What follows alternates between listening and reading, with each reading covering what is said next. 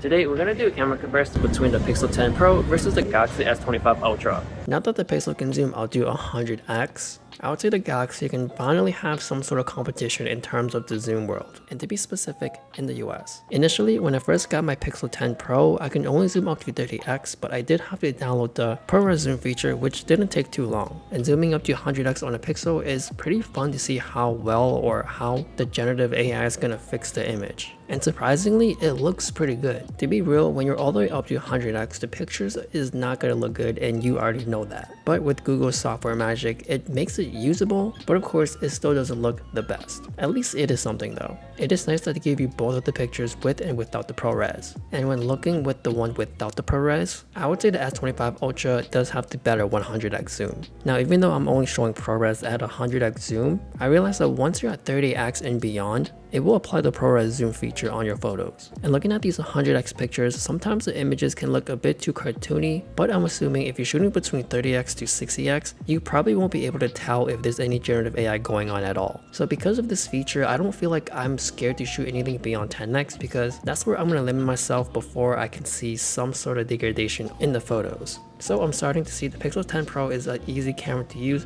for a lot of casual consumers out there where they don't have to worry about too much about their photos coming out too bad, which I don't think that's going to be the case since I think the Pixel is the most consistent camera, and having this ProRes feature makes it even more consistent. Now, if you're zooming in on really small letters, then the AI is going to come up with something that looks like gibberish or not even words at all. So I would avoid shooting with anything with really small text. Personally, I think the best thing about this is how well it cleans up the image where you barely could see any noise or artifacts. And now let's move on to the colors. I know the white balancing on a Pixel is pretty strict, so whatever object should be white is gonna look white on a Pixel. And I think the overall colors on a Pixel looks closer to being more neutral, and the Galaxy does have more saturation, a little bit more punch, so sometimes it can lean closer to what you really see to your eye. But if I'm shooting food in general, for the most part, I do lean towards the Galaxy just because that saturation does give a bit more punch to the food.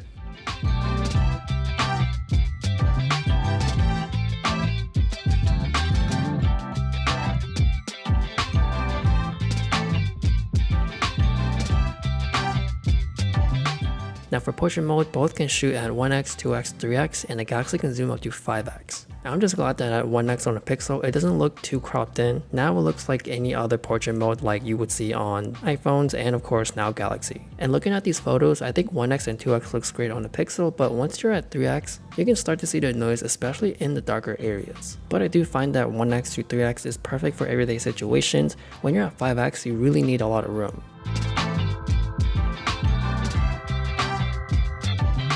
And then for selfies, I think Pixel is going to be the best one. It's pretty consistent throughout from daytime to nighttime to indoors, and it's also wider, which is so nice to be able to show your environment, and it feels like you're showing where you're at, whereas the selfie camera on the S25 Ultra just pretty much shows you. And they're both shooting with their widest setting. If you want to shoot close up, you still have that option on a Pixel, but on a Samsung, it just feels too close up to your face.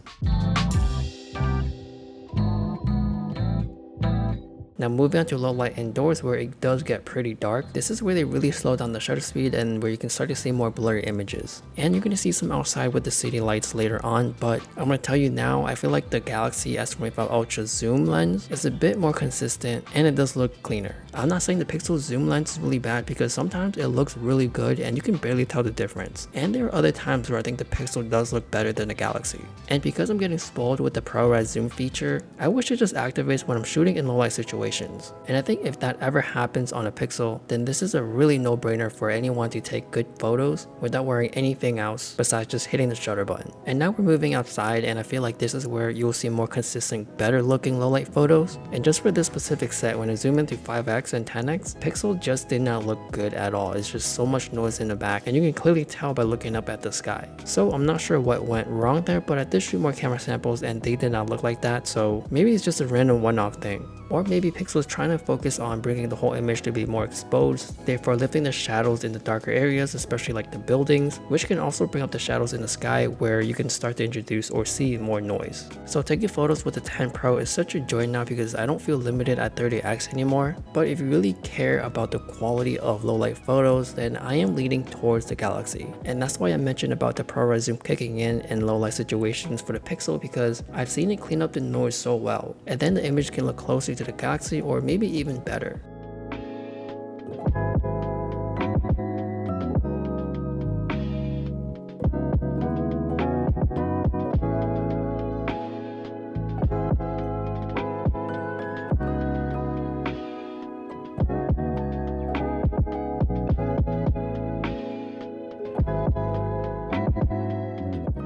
Moving on to video in low light, for the ultra wide, it looks like the Pixel gives a more overall better exposure. But for the quality and stabilization, they look pretty similar, so I'm not really expecting too much from an ultra wide, especially when it's really dark. And then for the wide camera, the quality has gotten a lot better. I feel like on a Pixel, the blue does stick out a little bit more than a Galaxy, where it's like leaning towards the greenish area.